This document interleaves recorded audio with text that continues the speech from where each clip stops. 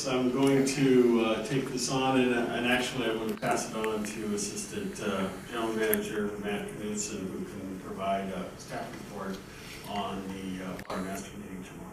Thank you. Good evening. So included in your board packet is a copy of the agenda for tomorrow's Watermaster meeting. And we could just spend a couple minutes and go through it real quick. And we did meet with the Adjudication Watermaster Ad Hoc Committee of Directors Donato, Director Paris, and Director Barnes. So if you look at your agenda on page 37, under action items number 8, we have 8A, some small pumper qualifier and monitoring wells. This is kind of a routine business now for the Watermaster. We've got this process down pretty good where admin staff is handling any new small pumper qualifying forms for wells, as well as any monitoring wells. So there's a couple being qualified, or recommended to be qualified tomorrow. Item 8B, we had in the board packet, there were 2 new points of extraction wells from LA County Waterworks. I learned today that those wells, or those applications were reviewed by the advisory committee last week, and the advisory committee had some requested additional information. So the Watermaster engineer is going to actually pull those 2 applications tomorrow for new points of extraction for LA County Waterworks and table those for the next meeting.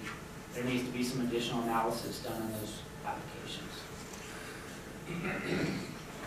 And then item 8C, there is a recommended transfer, about 400 acre-feet between a party exhibit 4 holder, water rights holder, and another party. So that's being recommended tomorrow. We'll also have under 8D and E setting the replacement water assessments. If you recall, this went through the Antelope Valley State Water Contractors Association, and then this board also approved that study. And tomorrow, the Watermaster board will consider setting the 2019 replacement water assessments for the adjudicated basin. It will also cover not only areas within AVEK's service area, but also Palmdale Water District and Little Rock Creek Irrigation District boundary. One good thing with this methodology is we're all 3 adopting the same rate for consistency, and everybody's bought into the methodology that we use to calculate that fee. Item 8F, storage and recovery agreement. So previously, the Watermaster Board approved the rules and regulations regarding storage agreements.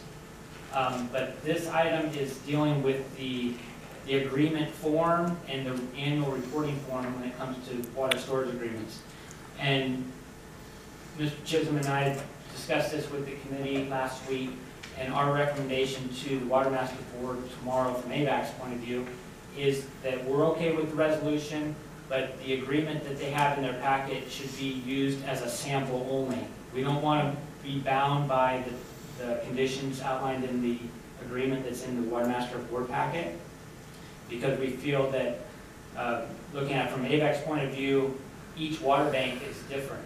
You know, it has different criteria, different purposes, different needs. So we want that form to just be used as a sample.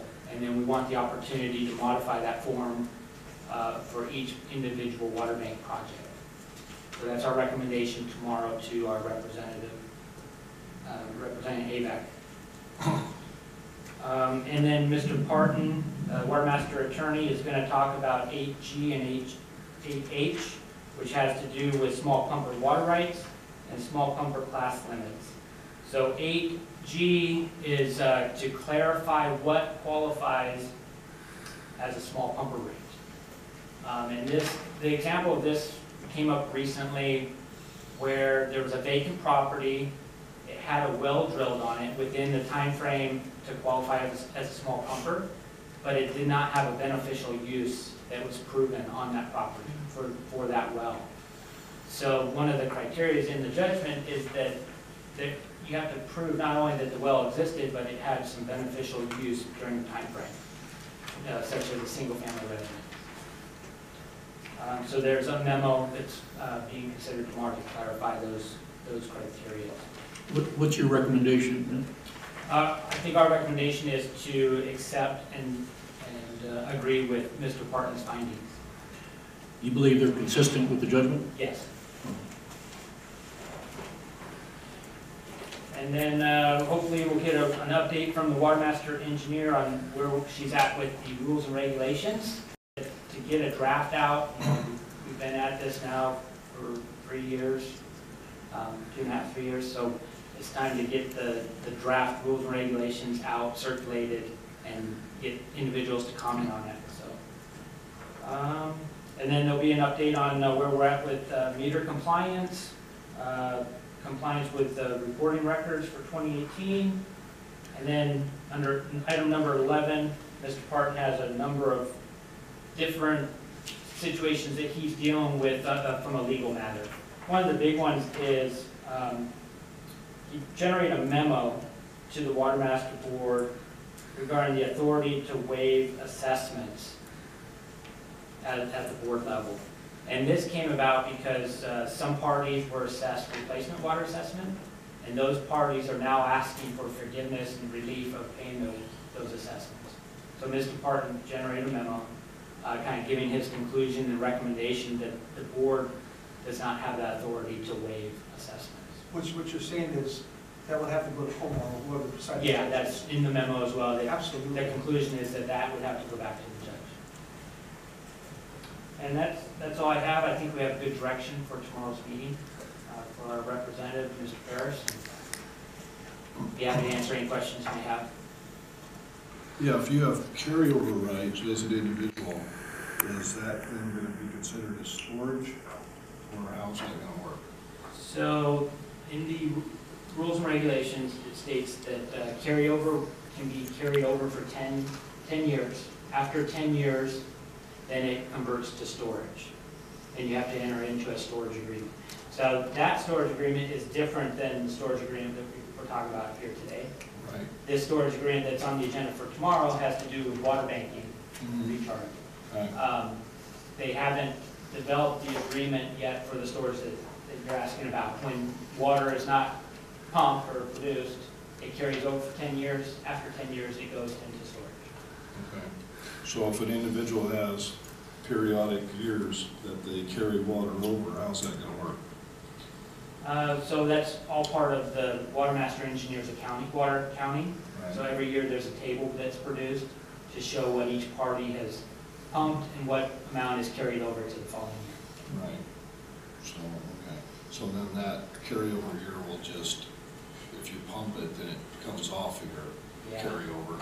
If you don't pump it, it kicks over into the next year. Continues to carry over. And then it has to be a total of 10 years carried over water to qualify for the storage. And the way that the hierarchy of pumping, you know, assuming somebody's continuously pumping water, you know, you're going to pump your carryover first. Right. So that 10 years starts, you know, moving out. It's going to be tough to get to that 10 years. Right. Unless you're just not pumping water. And what's going to be the cost of carryover water to store that? I don't believe there is any cost. Okay. Okay. Any other questions? Yes, I have one.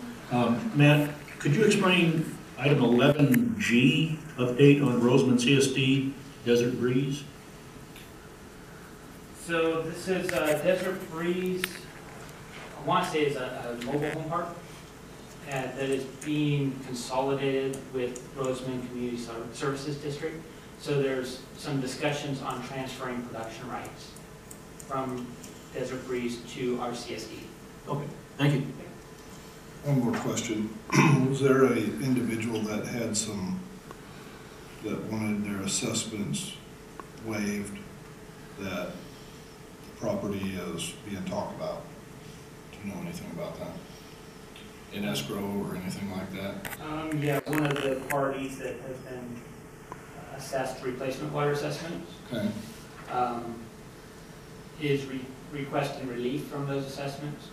And it's my understanding that property owner has the property up for sale. So we've notified the Watermaster engineer and attorney about that. Okay. So they're going to hear that tomorrow? Craig may get on that tomorrow. I've asked him to brief the board on that. I have a question. But going back to the, underneath the transfers, item D. So this, when we discussed this yesterday, said that everybody will be in line using the same water rates for the replenishment, right? For replacement water. Yeah, all three agencies, all mill, AVEK, and I think it's a good idea. Anything else? Okay,